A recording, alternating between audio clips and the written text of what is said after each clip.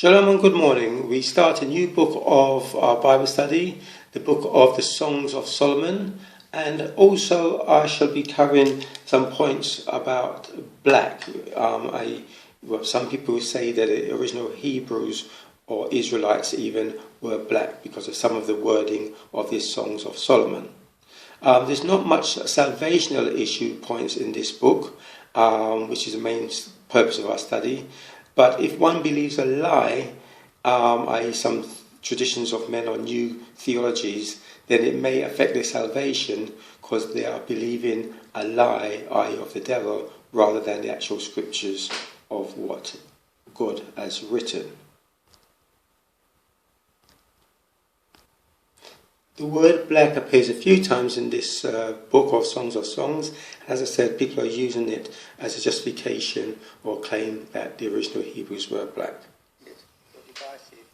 But that's really for divisive reasons. Goats here differs from sheeps in that goats here is straight or straighter and sheeps is curly.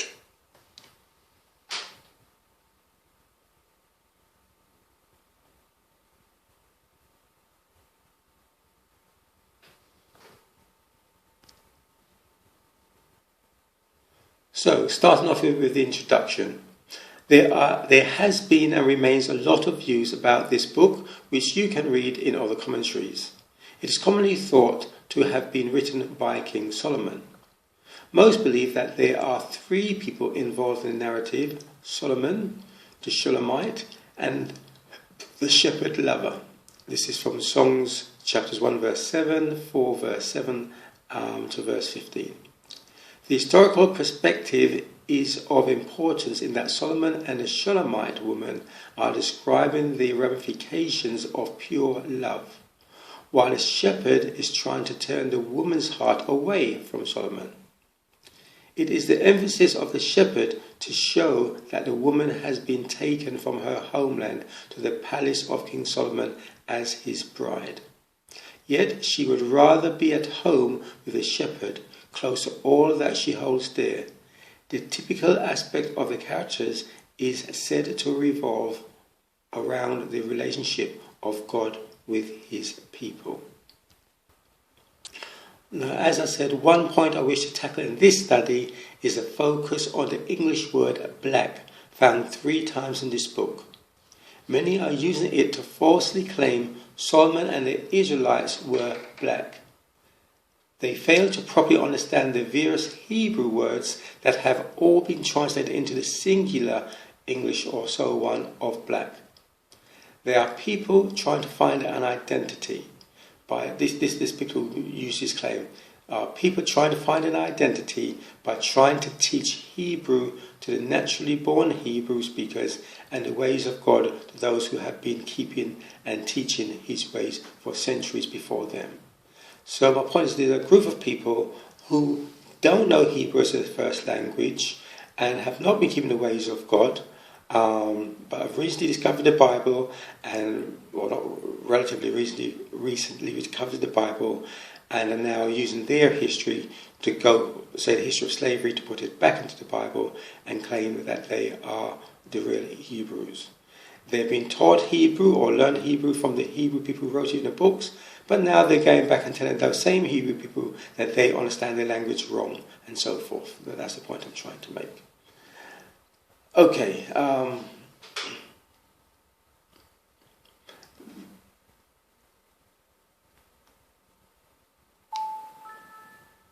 Way before them. Obviously, say for centuries before them. Now, the word black appears 18 times in the King James version of the Bible, 3 in the New Testament and 15 in the Old. And as I said, they come from various Hebrew words. So together, let us examine the context and the reason for the word black in Songs of Song. In English, the word black is a definitive colour. However, the Hebrew words are not as definitive as black and white. They portray a comparison of one shade or colour to another, for example, tanned or darker skinned. Also the period or shade between, say, light and dark in a day. But I'll leave you to do your own study on that.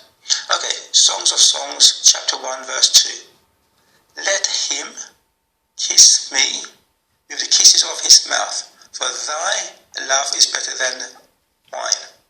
Because of the savour of thy good ointment, thy name is an ointment poured forth. Therefore do the virgins love thee. Draw me, we will run after thee.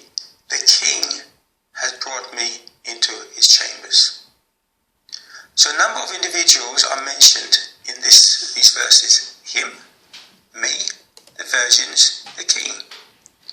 The speaker is not the king, who we can assume to be Solomon. The speaker is female. God says, let him kiss me. And thy and thee are most likely a male. Verse 5. I am black and comely, O you daughters of Jerusalem, as the tents of Kedar, as the curtains of Solomon. Look not upon me because I am black, because the sun had looked upon me. My mother's children were angry with me. They made me the keeper of the vineyards, but my own vineyard have I not kept.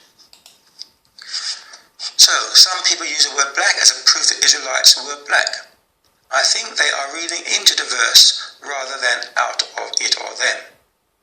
Some questions that come to mind are, 1. Is the speaker of Israel descent or Israelite descent? It says, daughters of Jerusalem, the place, not daughters of Judah or even of Israel, for example. See Zion in chapter 3, verse 11. Many women, daughters of various nations lived in Jerusalem.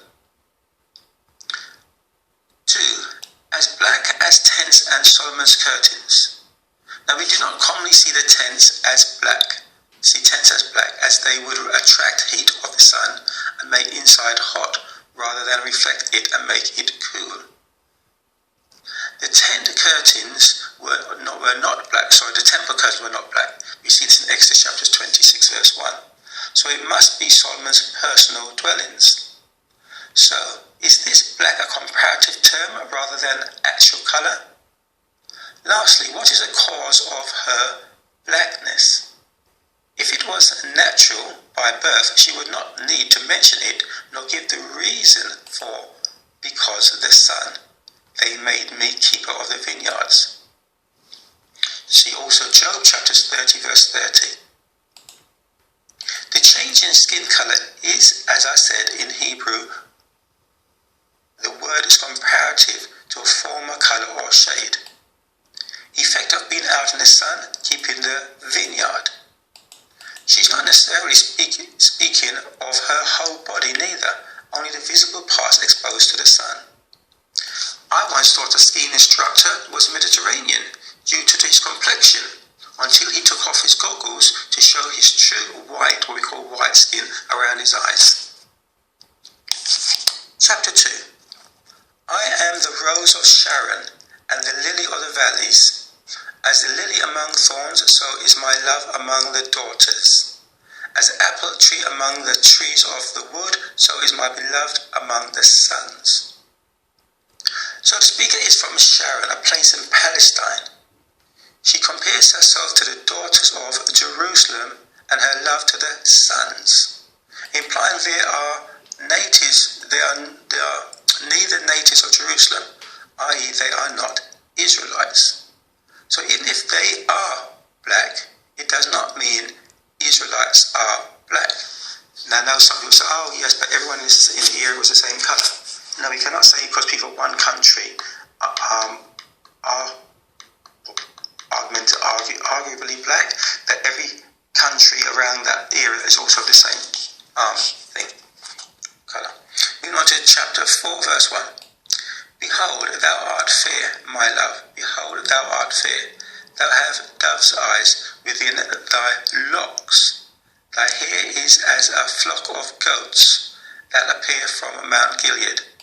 Thy teeth are like a flock of sheep that are even shorn, which came up from the washing. Verse 3. Thy lips are like a thread of scarlet, and thy speech is comely. Thy temples are like a piece of pomegranate within thy locks.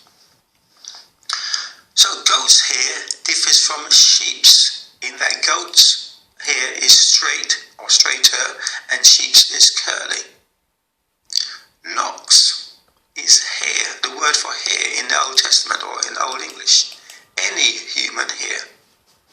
Now the concordance says its use in 4.1 and 3 simply means to fasten. Now people used to put a small sample of a person's hair in a locket worn around their neck as a chain and a memento of a loved one. So locket holds a lock of hair. It doesn't mean it is of a certain type or texture or anything.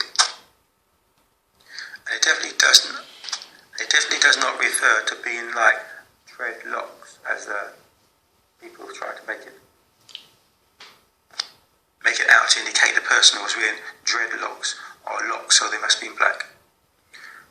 The word like does not mean what they identity seekers would like it to mean, and how they try to use Daniel chapter 7 verse 9, which says, and the hair of his head like pure wool.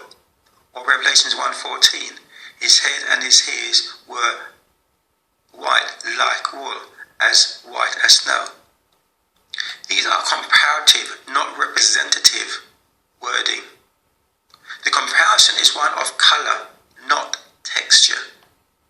Similarly, in 4.3 above, lips are like a thread of scarlet. Does not mean he had thread size or shaped lips, only that they were red. See also chapter 5 verse 13. Nor does in 4.2 mean he had sheep for teeth. So let's distinguish comparative speech from representative speech. Moving on to chapter 5 verse 10. My beloved is white and ruddy, the chiefest among 10,000. His head is as the most fine gold, his locks are bushy and black as a raven. Verse 14. His hands are as gold rings set with pearl. His belly is as bright ivory overlaid with sapphires. His legs are as pillars of marble. Now the above verses are used to give an image of a male person. 5 verse 3, white, ruddy, means shine red by the concordance. 5:11, gold is yellowish. Any colour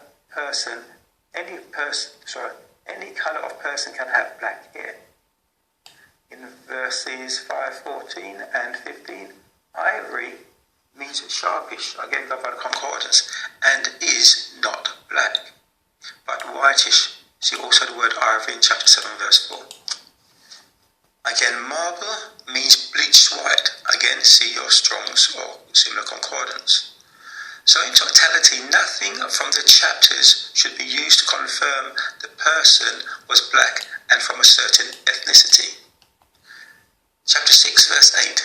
There are 80 queens and 80 concubines and virgins without number. My love, my defiled, is but one. She is the only one of her mother. Verse 13. Return, return, O Shulamite. Now we are told Solomon had hundreds of foreign women. So she has been brought from abroad. Chapter 7 verse 2.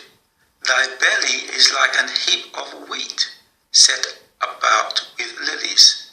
Thy neck is as a tower of ivory. Wheat nor ivory are black.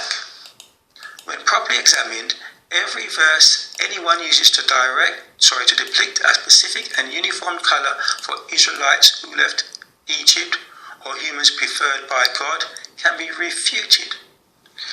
Romans chapter 3 verse 29. Is he the God of the Jews only? Is he not also of the Jews? Of the Gentiles? Yes, of the Gentiles also. Acts chapter 10 verse 34. Then Peter opened his mouth and said, of a truth, I perceive that God is no respecter of persons, but in every nation he that feareth him and worketh righteousness is accepted by him. So brethren, do not be deceived. Shalom until tomorrow, God willing.